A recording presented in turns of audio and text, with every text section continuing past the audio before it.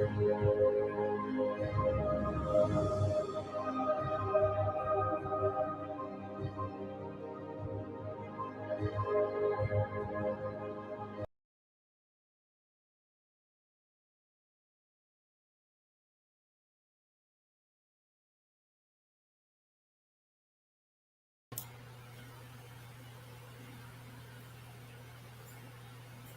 I get an audio check?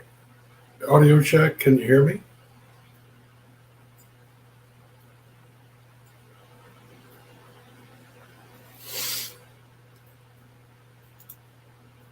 Hey, Dick.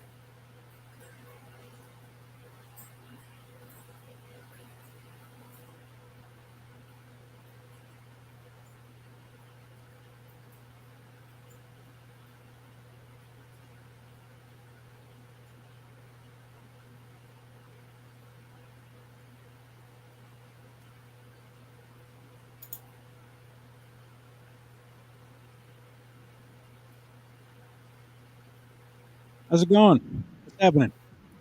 Hey, pretty good. How are you doing? Oh, just broadcasting excellence here. I should have my shit together. I came up and then I realized my mic was over here and my headphones were up in the air and I couldn't hear you. And yeah, man, I didn't hear the end of that conversation. I was meaning to go back and watch it. I was outside putting more compost out, shoveling shit, and so I was curious where that all ended up.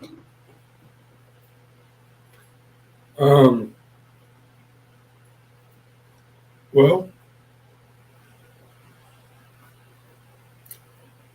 Paul kind of settled down a little bit, became a little bit more calm, but just the continued theme of pigeonholing me, claiming to know where I'm coming from. I think the major problem is that that's kind of a vegetarian enclave, and so there's going to be a inherent bias against me in a place like that. I guess you're saying because OTW is he vegan or he's vegetarian, right? I don't even really know. I think he's vegetarian. Yeah. I think most people there are vegetarian. However, there's some gray area between those two groups. There are vegetarians that choose to avoid all meat, but they consume eggs and dairy. Right.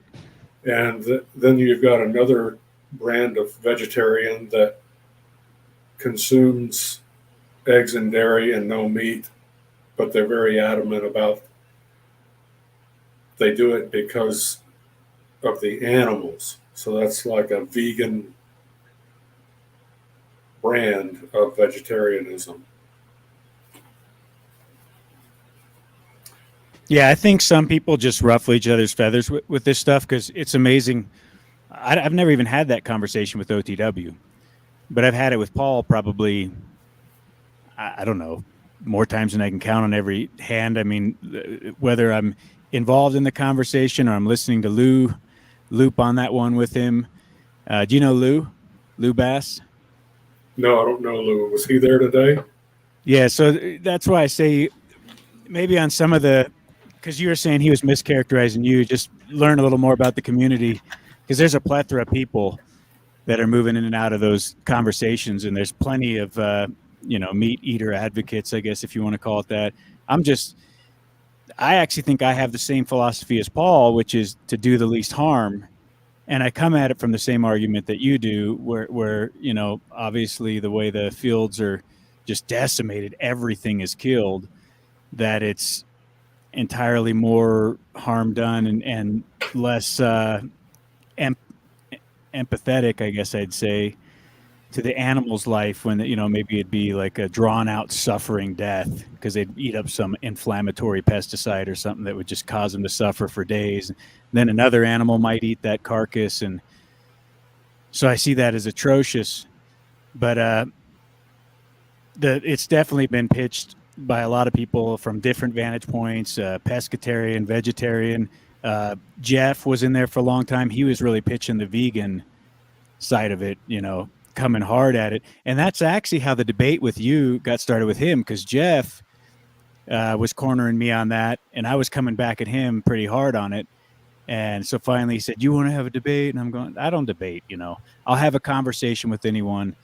If I can't talk to you man to man, then obviously there's something wrong. Maybe it's with me, maybe it's with you, but either way, work's got to be done before, it's like people should be able to just talk and have differences."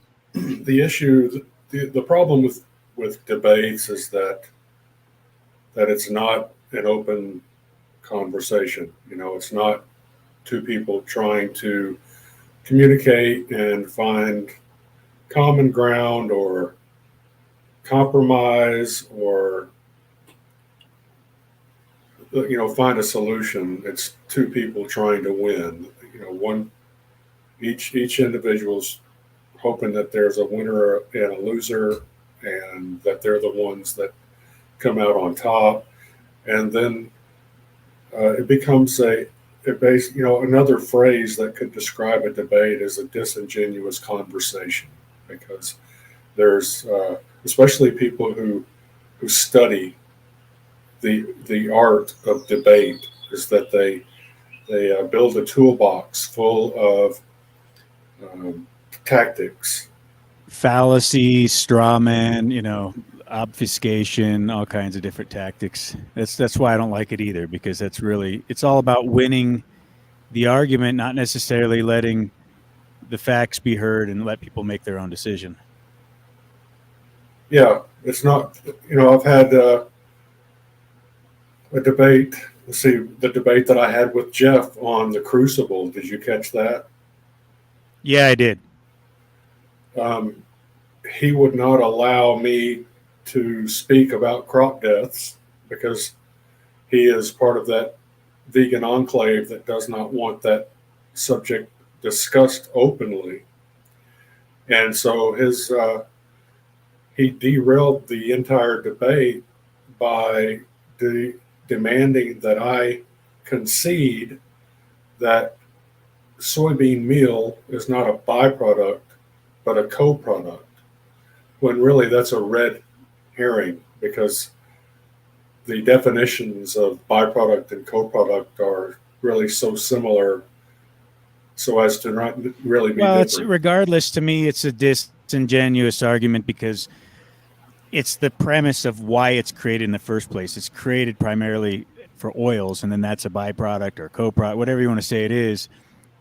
It would still be consumed as oils unless overnight people made some other alternative, like probably animal products, because what's the other alternative to seed oils? What are you going to make some other lab?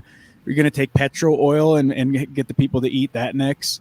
So to me, it's a laughable argument. It's like the people are consuming it, and then we're feeding a very demineralized, non-nutritious version, I would say, of that meal to that calf or whatever, because it's been depleted, right? It's been leached. That's the other side of it. I haven't heard people make that argument, that now you're really feeding the animals probably a terrible feed supply, not even just a non-native feed supply, but a depleted feed supply. You get where I'm going with that? You're talking about the animals that are fed in these concentrated feedlot operations? Whatever they're doing with the byproduct or co-product, whatever they want to characterize it as, whether it's corn or soy, the husk, the whole, all this is not like they shouldn't just be eating the husk of something or the whole of something, or like some partitioned out part of a grain. That's fucking crazy. That would never happen in a natural type of circumstance. Well, yeah.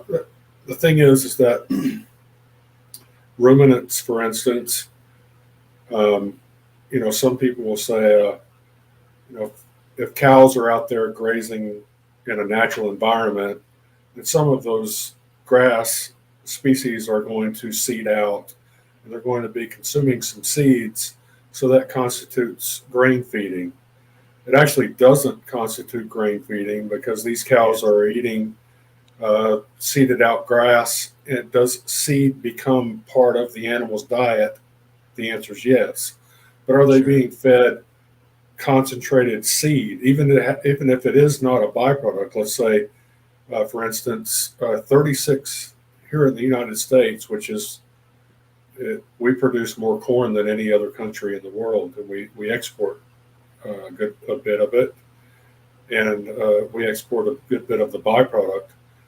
But 36% of the corn is grown specifically to feed livestock, and it's to I got every single factoid in my head. I mean, I listened to it with close attention because I care to know these details, and I thought it was a really interesting debate. I mean, 6% is what actually goes, 80% is for actually going to human consumption for the oils, right? And then isn't it like after that? Now I'm not remembering. Okay. The lion's share of that all goes to feeding animals, though, the byproduct of that. And so you guys were arguing over which one makes more money. And I think that was a red herring. That's a red herring. Yeah. They're saying, well, they're making a, and in today's world, that's not actually the truth. It's actually very close to a perfect 50-50 split as far as the money that's made, the profits that are realized on soybean oil versus the byproduct of that, which is soybean meal. 92% of the world's soybeans are processed to extract the oil. The oil is the gold of the soybean. It's per ounce much, much more expensive, much, much more profitable than the meal. But by weight, the soybean is only 20% oil. So the meal ends up being 80% by weight of the soybean. Profitable. That's what I was remembering. That was kind of his angle. Yeah. 92% of the world's soybeans are processed to extract that oil, and 100% of that oil goes to human consumption.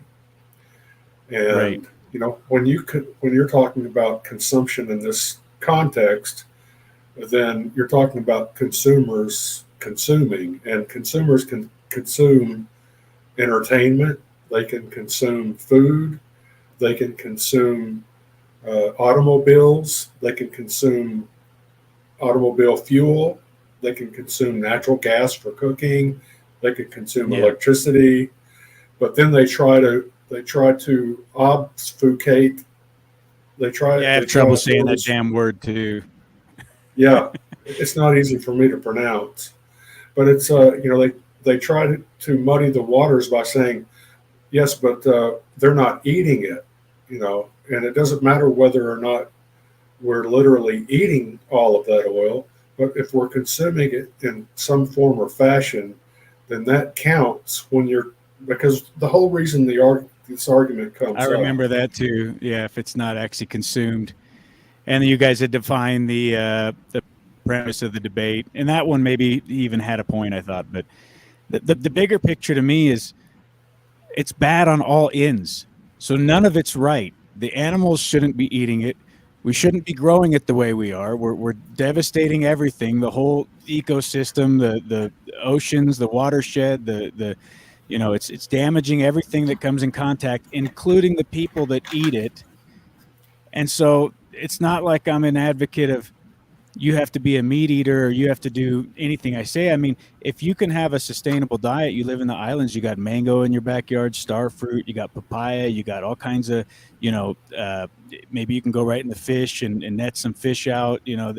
Eat indigenous is what makes sense to me. If we start eating local, indigenous, shake the farmer's hand or become the farmer, then the problem gets solved. And if people want to try to work out pseudo-vegan or vegetarian forms of diets within that, that's great. But you and I both know to grow good vegetables, you need animal inputs. So there's no way around it. It's a circle, and we just have to start doing it with love and compassion. And that whole conventional system is just I don't know how anyone can make an argument that it makes any sense. Vegan, whatever you are, meat eater, anything in between, just a terrible system. Yeah, I think that if the vegans were not being disingenuous, then they would stop stomping around in people's dining rooms trying to dictate what they eat.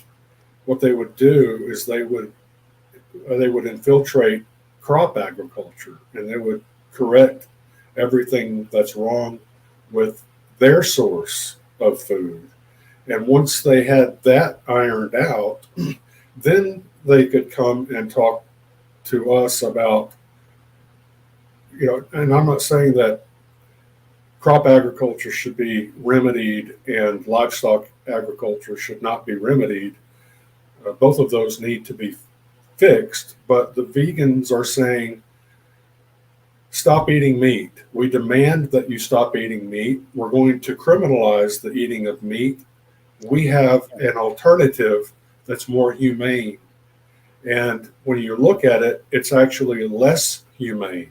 So if they're going to demand that we stop eating meat because they've got a more humane alternative, but then you look at it and you find that it's actually not more humane, then at least they can go through the trouble of learning about crop agriculture and go through the work of helping to fix crop agriculture so that they have some ground to stand on. And then Yeah. meanwhile, people like you and I who want to improve livestock agriculture can do what we can to fix what's wrong with that. Rather than us going over there and saying we're going to criminalize all crop agriculture, and if we find you eating crops, then we're going to put you in prison or have you executed. But that's what the vegans are doing. The vegans are making I get death what you're threats. saying. The They vegans are want to making death demonize one threats. side of it, not take accountability for their side. If they were being genuine, they would find the small farmer, and they would have to acknowledge that death happens on a farm. It's part of the process.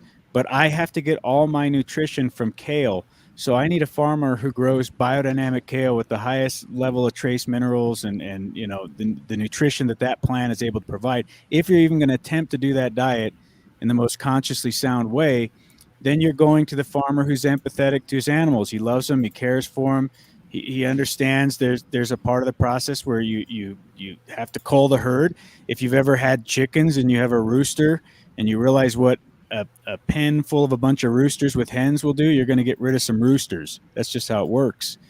So when you know the process, if you wanted to be empathetic vegan, you would go to the small farmer and say, help me source the best kale and the best Swiss chard and the best tomatoes I can get.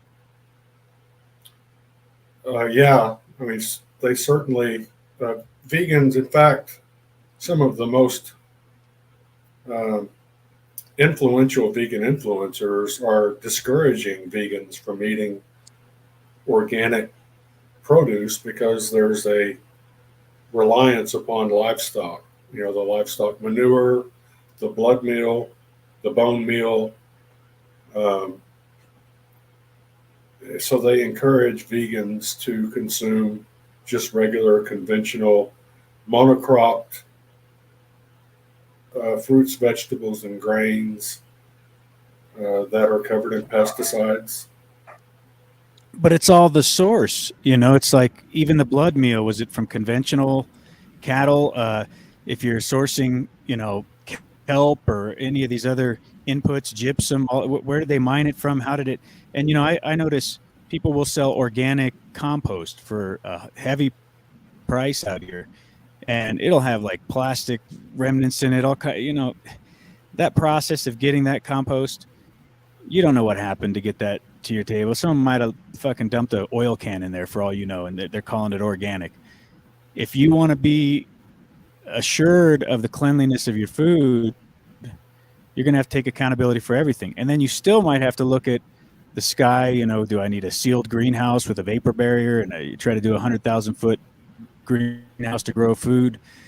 You could go as far as you wanted to try to grow clean food, but to act like other people are doing it with integrity when you know that how the system works, even if it has the organic level or the organic label, that doesn't mean it's not littered with heavy metal particulates, aluminum particles, on and on and on.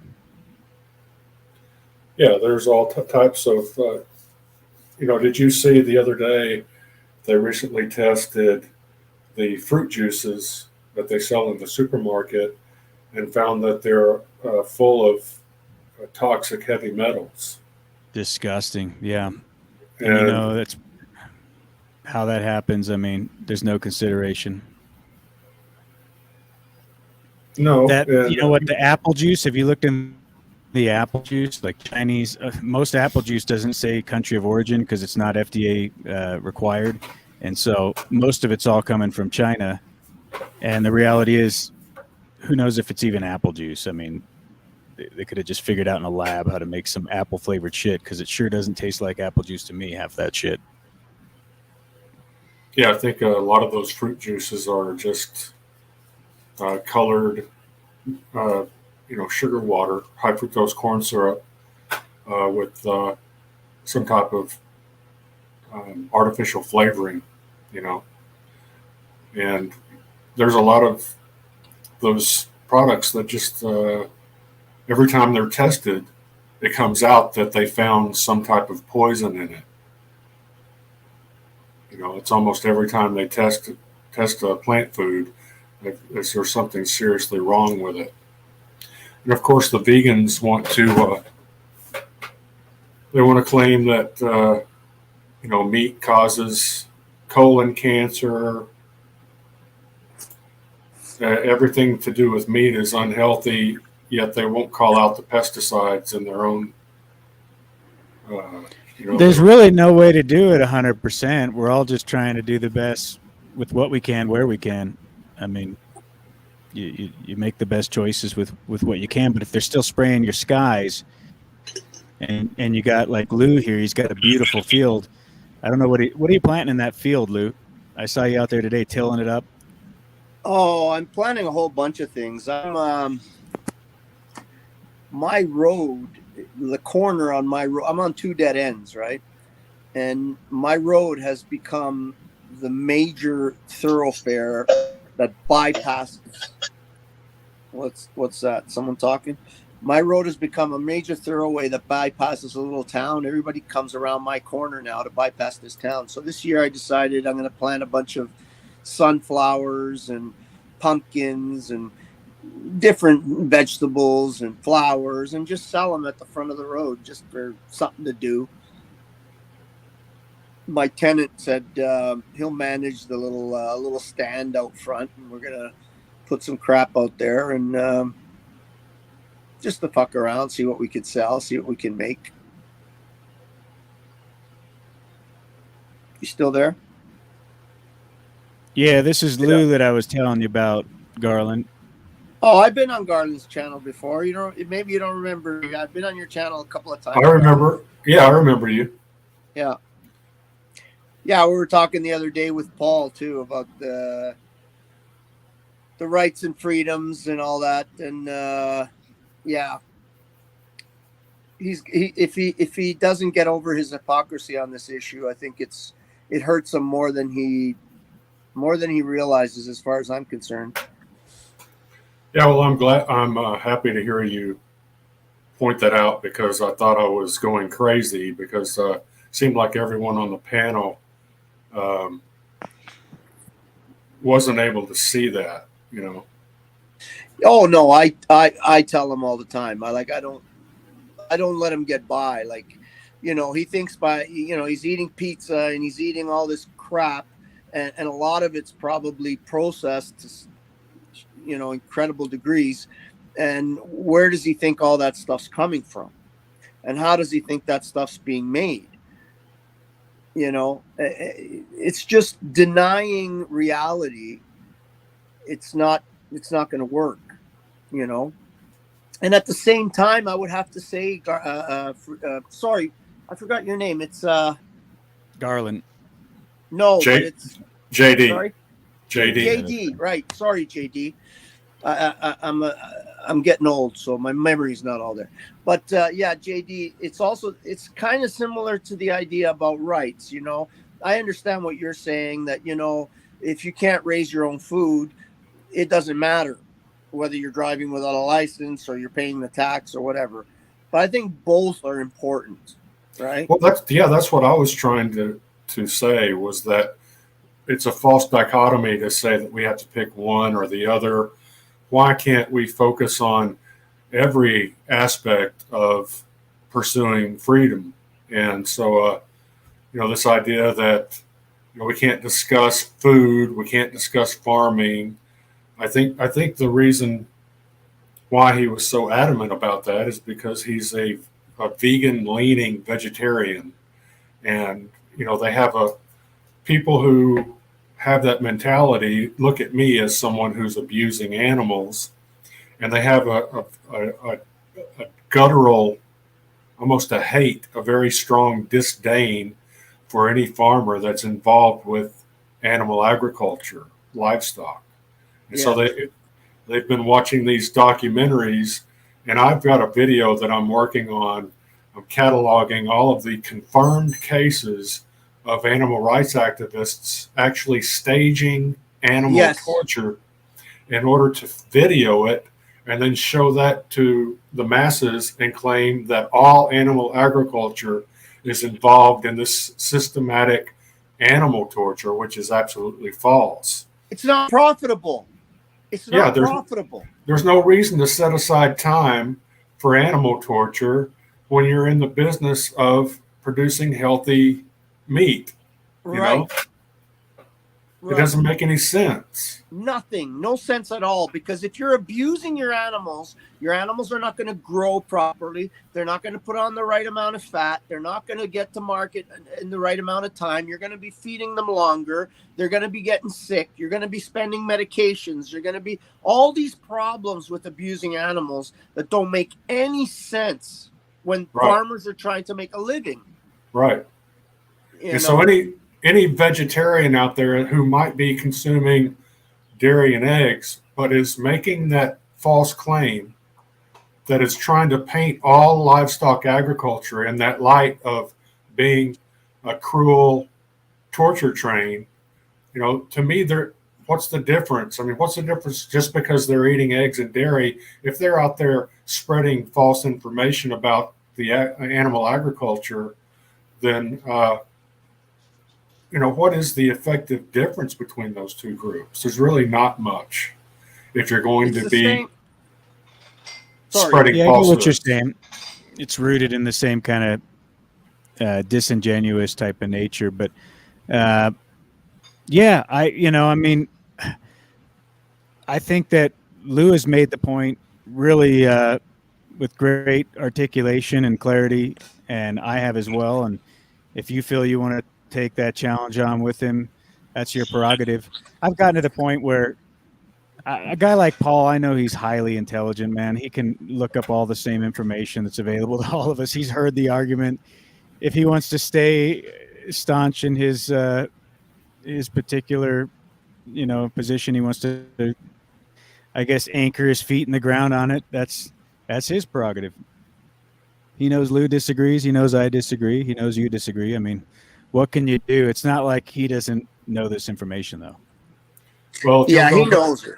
He knows. If you'll go back to the when he and I first butted heads, day before yesterday, he started with that Zetetic warrior flavored tactic of saying vulgar things about my wife. He talking about my wife sucking this and that, and that's where I think, I don't care how intelligent you are, if that's the way that you're going to treat someone who's just trying to have a conversation. I didn't show up there and say, okay, I'm gonna monopolize the show. I want y'all to listen to what I've got to say. I just showed up. I was not saying anything, and then someone said, hey, Garland, tell me about this. And so I told them what they wanted to hear. I mean, they asked me a question, I started to answer it, and then someone else asked a question, and then all of a sudden it was like I was being interviewed by a group of people, and they just were asking questions, and I was giving them the best answer I could, muster up. And any vegan or vegetarian who's got that mentality of my diet doesn't cause animal harm and your diet does, and you're actually involved in it as an animal farmer, there's that hatred, that disdain that they have for me. I think that's what was. I really think that's what's driving his animosity towards me, because everything else that he's saying is unsubstantiated. Lou, did you have something to say? I saw you doing your hand like that. I thought you were going to. You're muted. You're muted. You're muted, Lou. We can't hear you. Yeah, you muted yourself, I think. There you are. Sorry about that. I got a phone call. No, I wanted to say Okay. to you, JD, there was a lot last night. There were, I don't know if you ever saw Verily on Paul's channel, but she does a little stream once in a while and gets some of the girls up together. And they were all talking about the interaction between you and Paul. And they were all saying the same thing, that they were very interested in what you had to say. They thought that you were extremely articulate, extremely knowledgeable, and they were paying for that information, and they were sad that they couldn't get it because it turned into a fucking shit show. But I understand, in a way. I understand Paul's position, right? He grew up in New York, and yourself, in New York, on every corner they got the vegan porn going on, right? You can't turn a corner without some big television there, and they're sticking this, I call it vegan porn, right? Because they go watch these, terrible, disgusting torture videos of animals, and I think they go fuck afterwards. I really do. Like, sorry to be vulgar, but, and he grew up in that mess, right? So it's been implanted in him, and it's probably very extremely deep. And now he's sort of putting it together. In my mind, I see him as putting it together with rights and freedoms. Like, the animals have rights and freedoms, and we have rights and freedoms. So we have to fight for our rights and freedoms and the animals' rights and freedoms, right? So he's conflating what animals. He's got that anthropomorphic brainwashing happening. You know what I mean? That Disney, the Disney cloud, right? Thumper jumping around in the brain, and Bambi jumping around in the heart, right? And they can't see through it. It's very hard, and they have good hearts. I don't have any hate for vegans. I feel sorry for them. I think they're dangerous too, but at the same time, I feel sorry for them because they're not seeing the world for what it is, and they will pay. Generally, they pay with their lives a lot of the time. Sometimes their own children's lives, and that's the sad part, right? Yeah, definitely. That's super unfortunate. I mean, it's so sad that vegan parents are limiting their children to that diet. There is a long list of nutrients that you can't get from plants. Yeah. And there's some nutrients that you can get, but in very, very small amounts. And so it's actually not, you can't do it without, you can't do it healthfully. I mean, why do you think so many vegans quit? For the last 30 years, veganism has just flatlined as far as real vegans practicing veganism. There's so many that drop off every year that I tried it. I did it for a while. I did it for spiritual reasons. I really thought I was doing less harm. And I started eating meat, not because I found out that it was actually not doing less harm. I started eating meat again because my body was breaking down. Yeah. And I needed animal fats. I was trying to do landscaping work, go walking straight up a hill every day with just fucking full barrel loads of dirt, and trying to do it with a vegan diet. And my teeth started chipping. My bones started getting frail. I just noticed I wasn't, at first I was actually able to outwork other people, I think, because I got rid of the processed food. And so my body was Right. cleansing. But I never put the processed food back in, and I always stayed clean even after veganism.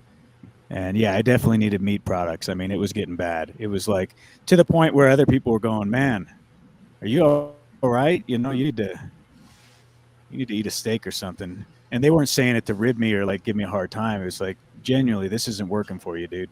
You're way too skinny, you know? Yeah, people get emaciated on that diet. I think Lou is, one of the ironic things about Paul is that his vegan leaning vegetarianism is actually the result of brainwashing that's been going on, that's being carried out by these organizations that are pushing this woke agenda, which is just the opposite of what he preaches. He didn't want to talk about the WEF at all, but the corporations that are strategic partners of the WEF, belong to, I can't remember the name of it now. I haven't committed it all to memory yet, but there's an organization now that these corporations belong to, and they're under contract to push these woke agendas. And it doesn't matter whether it's the trans agenda or veganism. All of these are, or the toxic masculinity. These are all facets of this woke agenda, and that vegan position is right there with all of those other things. It's eugenics. It's pure eugenics. It's about transformation. They want to transform the general public into a lesser version of itself, a weaker version of itself, a less populated version of itself. It's a mouse utopia idea. It's the next million years idea. Like, I don't know if you've ever read the book by Charles Galton Darwin. He talks about how they want to transform the next million years is about transforming the people and to making two classes of people. One which are superior beings that eat meat and do all that stuff, and the other ones that are the lesser beings, smaller, weaker, not as intelligent, all of those things, Yeah, veganism will ruin your teeth, especially if you eat all that dried fruit. Yeah. My daughter, that fucked me up so bad. I'd barely gotten any cavities most of my life, and then I was eating those dates all the time. I went to the dentist. He's like, "What the hell happened to you?" My daughter, Dick, the one with the YouTube channel. She's such a soft. She's a soft-hearted girl, and she's always, since very young, been, loved the animals, and the Disney got into her head and stuff. So she tried to go vegan for a while, and buddy, I'll tell you, her face was becoming like it was melting. It was out of control. She was getting all these pimples all over her body. Her face looked like it was on fire. It was just she was doing all the kales and all the smoothies, and she was doing it the clean way. She was doing a clean vegan diet, and it was turning her skin into mush. It was horrible to watch. Yeah, I was watching this guy, Dr. Kassar. You ever heard of that character? I think so. Yes, I think so. I don't think I have. He was in the islands, and he was promoting veganism. but you'd watch, and he'd have like a little bit of goat milk in his fridge, or then he'd have like pasteurized eggs. And like one of these characters with the Greek god figure, right? Always in great shape. But even with that, he broke down, and he finally went back the whole other direction. He's like, man, my body was breaking down. I needed animal products. And because his whole claim was that the parasites are going to get you, so you can't eat any animal products because the parasites will get in you and fuck you all up. But now he's raising his own pigs, he's raising his own goats and all kinds of stuff. Yeah.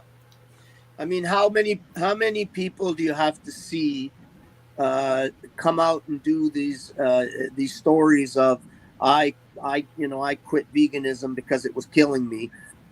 How many thousands of these videos have to be out there before it's no longer anecdotal? Before it starts to become scientific, because there isn't anybody out there saying I was a carnivore and I had to stop because it was killing me.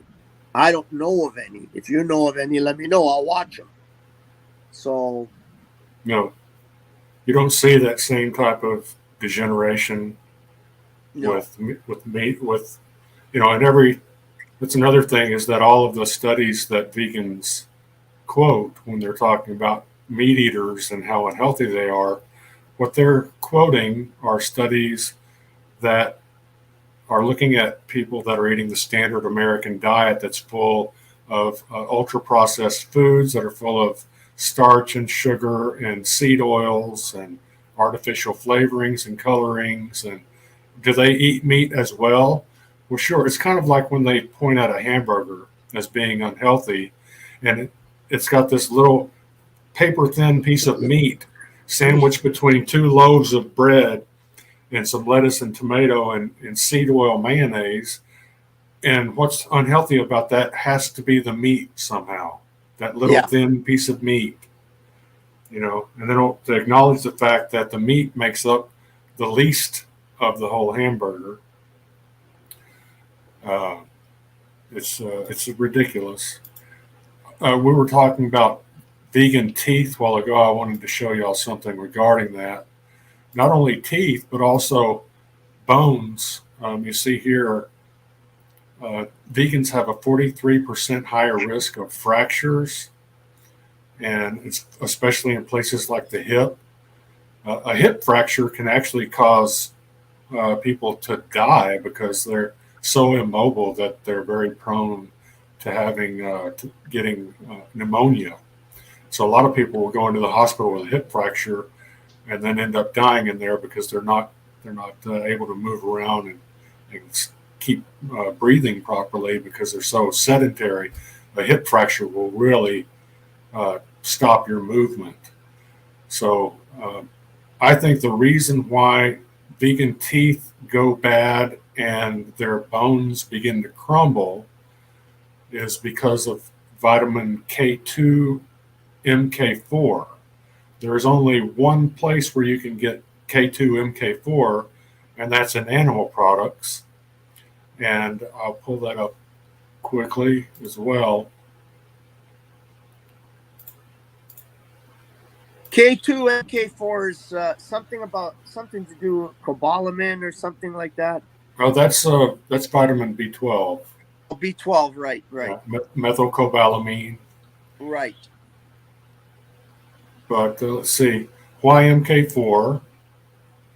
Unlike vitamin D, there's only one fully activated form in the body called D3, and many types of vitamin K. So vitamin K is an umbrella term that can mean many different things, but the only one that's been shown, MK4 has been shown to reduce fractures in people with osteoporosis. MK7, which is what vegans consume, has never been shown to reduce fractures in any clinical trials. So MK4 is the only one that's been shown to reduce fractures. However, it's called K2. So vegans will say, we don't need meat, we consume plenty of K2, but they're getting MK7, not MK4. And that's why their teeth fall apart and their bones break so easily. Make sense? Yeah. I mean, I think as a vegan, there was this whole thing about, you don't eat any animal products, or animal byproducts. the dairy is meant for the the calf, it's meant for the baby goat. And it's funny, it's like, but it does make your teeth stronger. It actually helped my teeth repair. It actually does what they marketed. You know how they say all marketing is just evil propaganda, because they would say milk, it does a body good.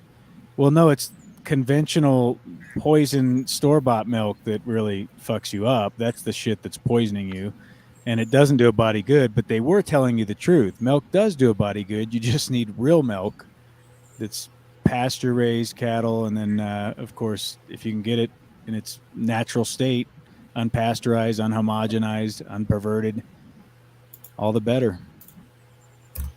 Yeah, I was going to say I was muted, and I didn't realize I was muted about the K2. The problem with the vegan K2 is that it fills the receptors for K2, but it doesn't give doesn't allow the nutrient to get through. So then when you get the real K2, it can't fit into those receptors either. So it's a double whammy. I think you understand that better than I do, but it's like a fake K2 that they're getting. It's not a real K2. It's not bioactive. Right. It's not bioavailable. And K2 is extremely important, from what I understand, to keep your arteries clear and keep them from calcifying, from what I understand. Yeah. The K2 MK4 acts as an escort for calcium. And so if the calcium comes into your body and you've got MK4 there, then the MK4 will escort that calcium to the teeth where it's needed, or to the bones where it's needed. But if that vitamin K2 MK4 is not there, like in vegans, then that calcium has no escort. It doesn't know where to go. So it can be deposited in your joints. It could be deposited in your arteries. It could be deposited anywhere in the body. It could become a bone spur. If it doesn't have an escort to take it where it needs to go, then it's going to be deposited somewhere in the body, and it's very, very unlikely that it's going to end up where it's supposed to be. Right. But regarding the milk, the raw milk that Dick was talking about, I find it very telling that it's illegal in most places to sell raw milk, but they find out that high fructose corn syrup contains mercury, and they increase the amount of that for us to consume. Right? Yeah, it's disgusting. It's absolutely unconscionable. Yeah. And so why aren't these vegans trying to clean up plant foods? Why aren't they fighting to get the mercury out of high fructose corn syrup? Why isn't their diet, everything that's wrong with their diet, why aren't they targeting what's wrong with that? Why aren't they cleaning up? I have a younger brother, and he would not keep his room clean, and I would try to help my mother to encourage him to clean his room, but every time I'd go to his room and say, you need to clean this damn place up, he would walk over to my room, and if my room was messy, he would point out that I don't have any ground to stand on. And he's absolutely right, is that the vegans don't have any room to stand on because of the pesticides, the crop shooters, the heavy metals in their products, the pesticides that are still covering the strawberries and the green beans. You've heard of the dirty dozen, right, when it comes to plant food.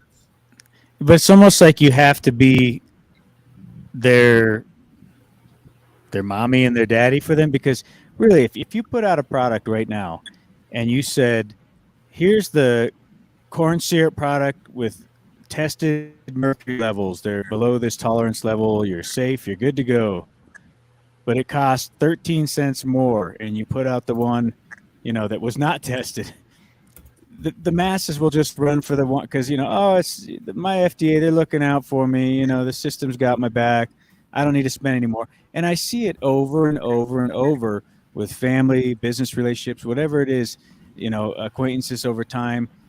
we've had these conversations, they'll still just buy a fucking Baby Ruth or a fucking Snickers bar, and they eat the GMO corn tortillas, and they don't care.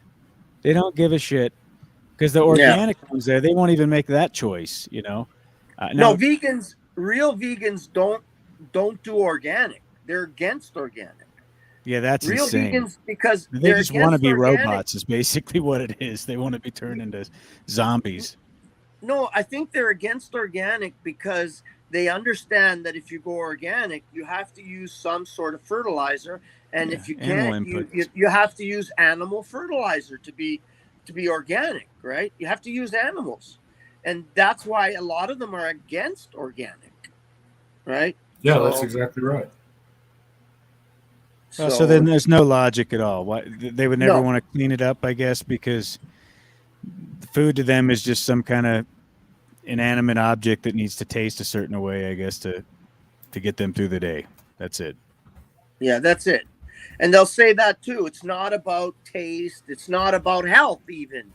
There's sometimes some of them will say it's got nothing to do. So what? You're healthy. So what? Your teeth are falling out. So what? Your hair is falling out. So what? You can't walk anymore. It's for the animals. It's out of So it control. don't even matter if your health is failing. It was fun hanging. I got to jump off here. I may jump on if you guys are still on, but I got to go for now. Later. Okay. Thanks for Take care, stopping Dick. by. Yep. Yeah. I can't stay long either, JD. I got to go visit my dad. He's not doing well. Okay. He's 86 now, and you know, the pastas and the breads and all that shit's got to him, and you know, he's 86 years old, and you know, he's got a bag of pills, and sadly he's at the door, right? You know, and he bought the lie of, oh, don't eat so much fat and this and that. I finally convinced my mother, like just a few years ago, to stop using the seed oils. I finally showed her, you know, some of the studies that show how heart disease skyrocketed after seed oils, and so she did get it out of their diet, you know, but I think it's kind of almost too late, you know. Maybe it's not too late for my mom. She's in her 70s, but for my dad, it's like, you know, I often tell the story about how I mean, it's obviously anecdotal, okay, and I accept that. But my great grandmother and grandfather, they died at 104 and 106 or something like that. And my great grandmother smoked cigars all her life. But the difference was she came with a pocket full of seeds, tobacco seeds from Italy. And as soon as she got to this land, she started planting her tobacco, right? And she got into cigars because she worked at a cigar factory as a kid. And so she learned how to smoke cigars. And she smoked them all her life, but died at 104 years old. But everything was cooked with lard. They made beautiful fatty sausages, no nitrates, just natural, you know, like everything they did was from their own garden. The pig's lard was, every bit of it was saved. There was no seed oils, none of that.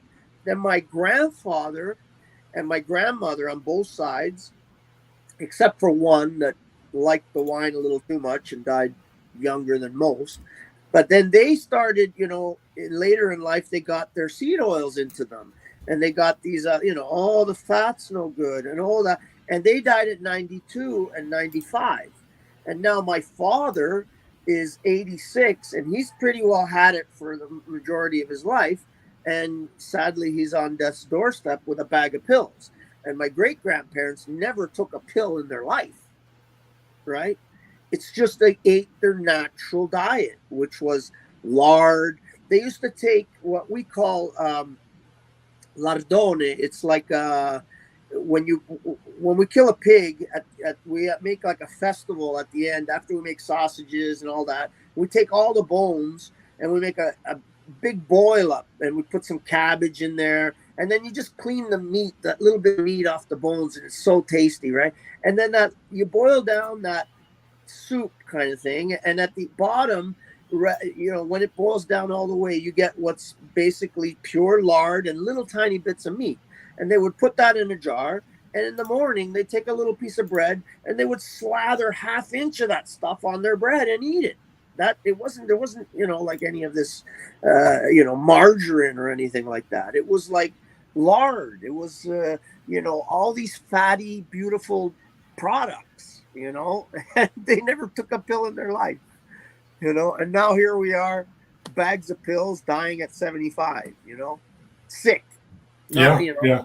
Buckets of pills, and the doctors never give them. The doctors aren't trained in nutrition, so they don't know what to.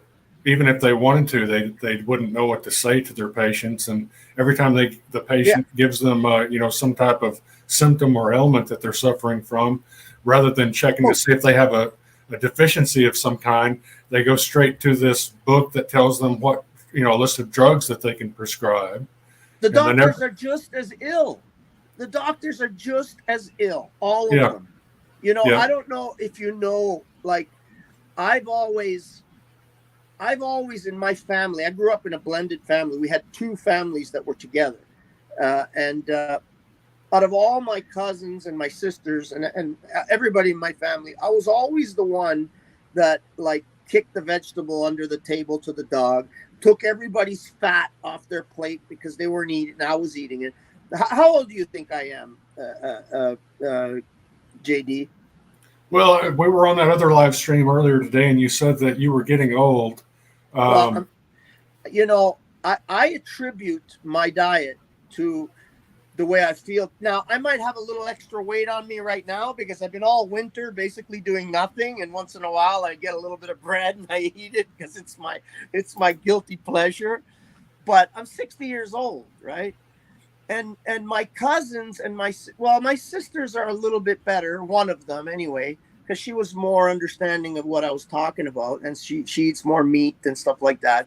But the other ones were exactly the same age, especially one of them, were 3 months apart. And if you looked at him and you looked at me, you'd think he was my grandfather. And he did the vegan thing, and we don't eat no fat, and margarine only, and all this bullshit. And they look like they're dying already, and they're my age, right? And I'm out plowing the fields and working in the garden and doing all this crap. And I attribute it to how I've eaten, because I like I said, my guilty pleasure is bread. Like sometimes it's like it calls me, right? So I gotta have that piece of bread, and if I can get rid of that completely, I'd be perfectly fine. Because do you make your own bread? No, sometimes I do once in a while, not often enough. Let's put it that way. Because I just don't have the time sometimes, right? Or the will, maybe. But I mean, I could do it my own, and do the sourdough, and there's lots of good ways to make bread, like with the methods of what's his name, Dr. Price, I think it was, that shows a lot of good methods on using grains. But nowadays, everything you get is all GMO anyway, so. It's very hard to get good grain anyway. But listen, when I say I eat it, it's not like I eat it every day. It's something that I might eat a little bit, once a week maybe. So I'm still not taking in that much. Generally, I eat just meat that I've raised. Grass-fed beef. I've got like 4 or 5 bags of grass-fed meat just defrosting right now in the sink, and that's what I eat, right? My chickens, I raise my chickens every year. I raise 100, and I split them with my neighbor. My neighbor pays for all the feed, and I buy good clean feed, and I ferment it so that they, it's a little better for them, and give them a lot of scraps and leftovers and all this kind of whatever I can find, I'll give them, right? Grass, they're all on grass. They're eating bugs, so.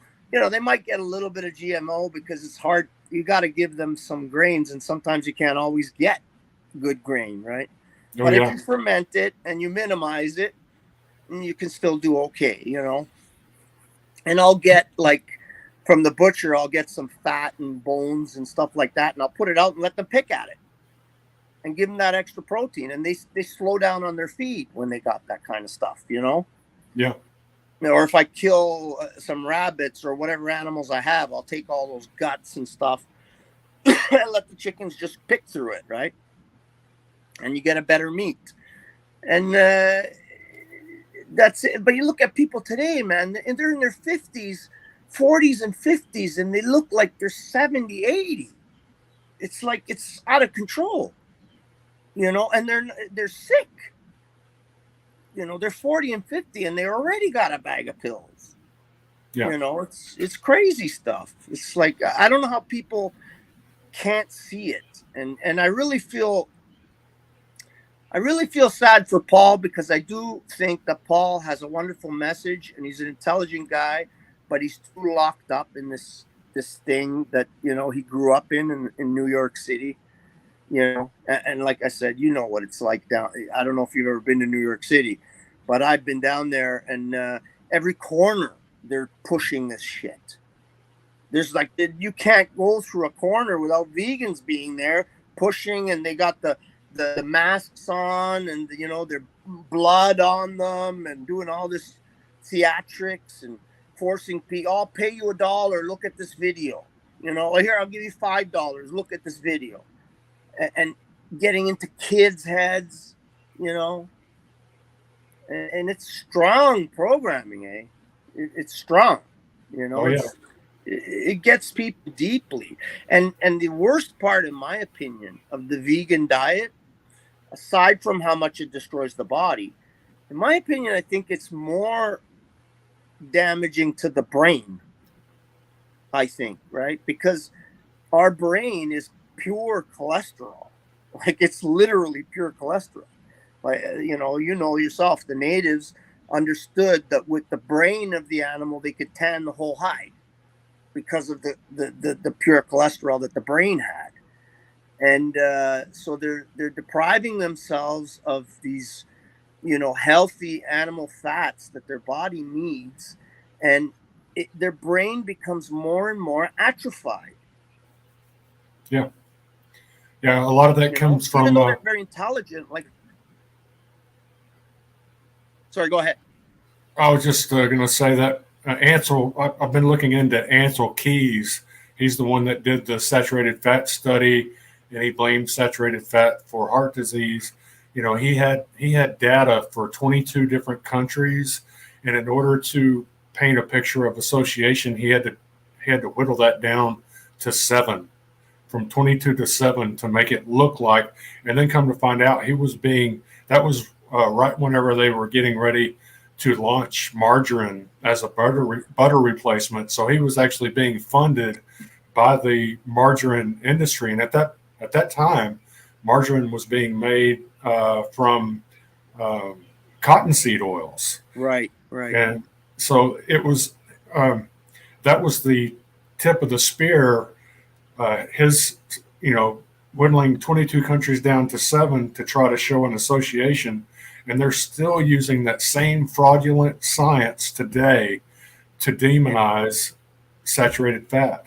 And what is saturated fat? It's just a lipid that's surrounded by hydrogen atoms. Those hydrogen atoms are there to protect it against oxidation.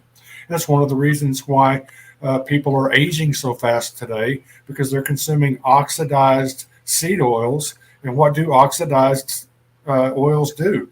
They age you. They oxidize our tissues. They cause us to rust, so to speak. Yes. Yeah, it's a horrible epidemic, and it's like I don't know where it's going to end up, but it definitely no place good. And then the whole idea of just being able to raise your own food. Forget about whether it's even vegan or animal product. They've taken the ability for the people to feed themselves, and they've taken control of the entire food industry. They've changed it. I remember as a kid growing up, and every farm I was born in the city, and we had a farm up here, and I'd stay with my dad in the summers, my granddad in the summers up at the farm. And when we drive up, every single farm was full of animals. and all kinds of animals. They had, they had these big Mennonite barns, these gambrel roof barns, and they had chickens, and they had turkeys, and they had ducks, and they had pigs, and they had cows, and they were milking cows in the morning, and you could stop in and buy eggs, you could stop in and buy a few steaks or whatever they had in their freezer or whatever they had in their garden. And now they're all gone. Every farm, like you can't find a farm like that anymore, other than these new generation that are slowly going back to the land and doing this modern homesteading thing, which it makes me hopeful, because that it is a bit of a movement there of people going back and buying 5-10 acres and growing food, and that's a hopeful thing, because in the end, if the lights go out, like, you're gonna have to go to, you're gonna have to take whatever jibbity Jew they give you for a bag of food, right? Right.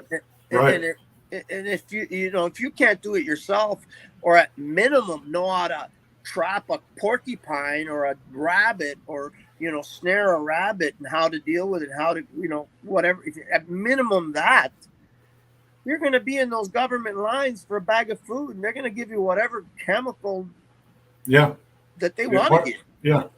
And that's what I wanted to talk to Paul about, but he would not allow me to speak, because that's relevant to the things that he says he cares about. Yes.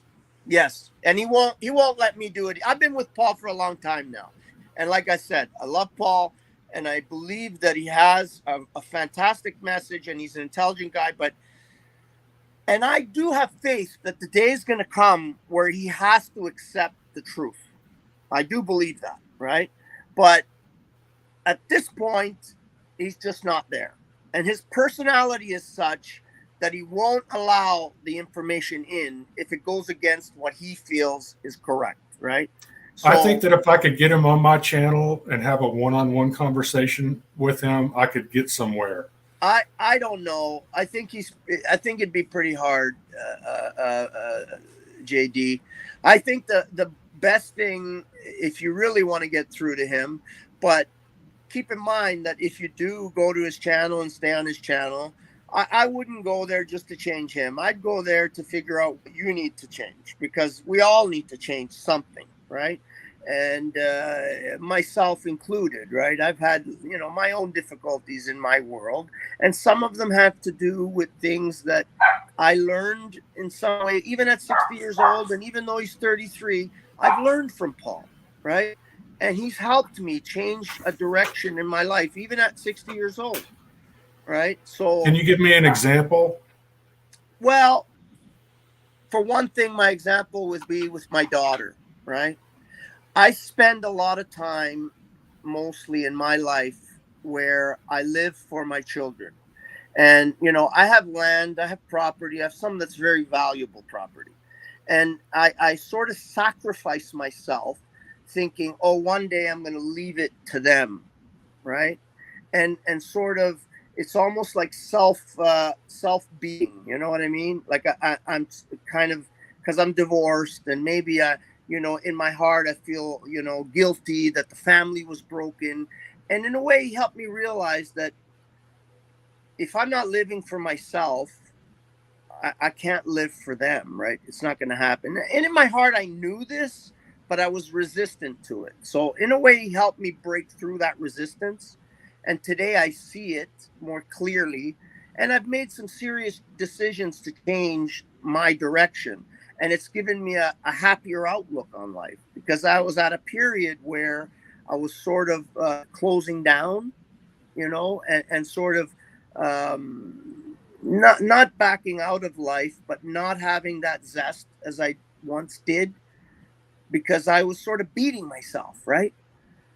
For the family breakdown. It was all my, and so he helped me see that.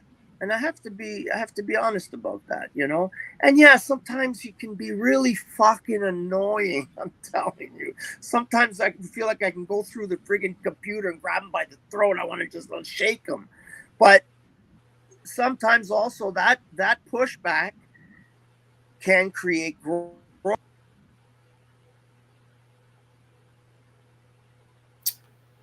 not sure what happened to Lou. Sorry, Okay. The phone keeps ringing. Sorry about that. Yeah, so I do have to say,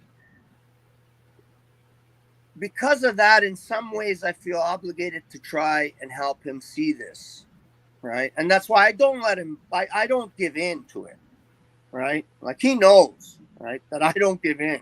And I've told him many times, straight in front of everybody, with 200 people on the chat, saying, and I'm telling him, you are wrong on this issue, and if you don't change it, your whole message is gonna die because of it, because it's hypocrisy, right? And I've told him. Sorry, Exactly.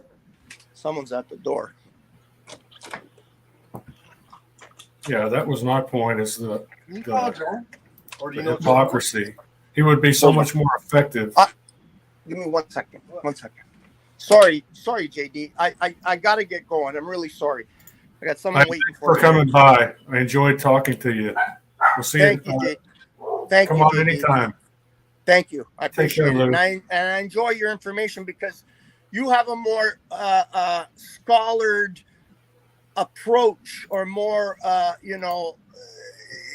lack that, and you have that, that more scientific approach to it, which I think is so necessary. And don't be discouraged, because so many people in Paul's circle really heard you. So I would try not to fight with him, but I would keep coming back if I were you. I don't know what that means to you, but I'd like to see you back on the panel. Okay.